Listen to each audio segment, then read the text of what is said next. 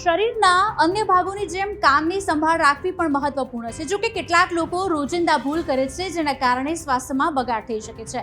ઘણા લોકો લાંબા સમય સુધી કાનની સમસ્યાઓને અવગણે છે, પરંતુ આનાથી કાનને નુકસાન પણ થઈ શકે છે. કેટલીક રોજિંદી આદતો એવી છે જે કાનને નુકસાન પહોંચાડી શકે છે અને સાંભળવાની ક્ષમતાને પણ અસર કરી શકે છે.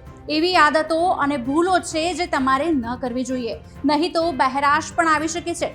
ઘણા લોકો સ્નાન કર્યા પછી અથવા તો ખંજવાળ આવે ત્યારે કોટન બડ્સથી કાન સાફ કરે છે, પરંતુ આને ક્યારેય કાનમાં ન નાખવા જોઈએ. આમ કરવાથી કાનના મેલને બહાર કાઢવાને બદલે તમે તેને અંદર ધકેલી રહ્યા છો, જે કાનમાં બ્લોકેજ અથવા તો ઇન્ફેક્શનનું કારણ પણ બની શકે છે.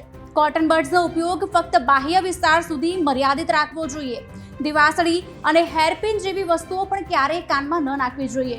જો તમને વારંવાર કાનમાં મેલ જમા થવાનો અનુભવ થાય છે અથવા તો ડર લાગે છે, તો ENT નિષ્ણાંતની સલાહ લેવી જરૂરી બની જાય છે.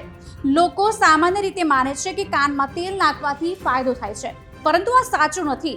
તેલ કાનમાં ફંગલ અથવા બેક્ટેરિયલ ચેપનું કારણ પણ બની શકે છે. એવા કિસ્સાઓ પણ બન્યા છે કે જ્યાં કાનના તેલથી ચેપ લાગ્યો હોય.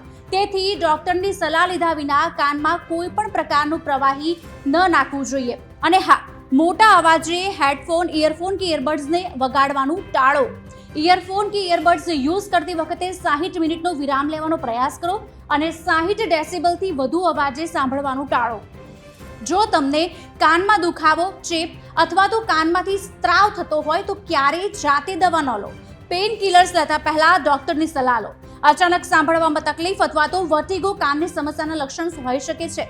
વર્ટિગો મોટાભાગે આંતરિક કાન સાથે સંકળાયેલા હોય છે, જે સંતુલન અને સાંભળવાની શક્તિ બંનેને નિયંત્રિત કરે છે. જો અચાનક સાંભળવામાં તકલીફ અને ગંભીર ચક્કર આવે છે, તો ડોક્ટરની સલાહ લેવી જરૂરી બની જાય છે.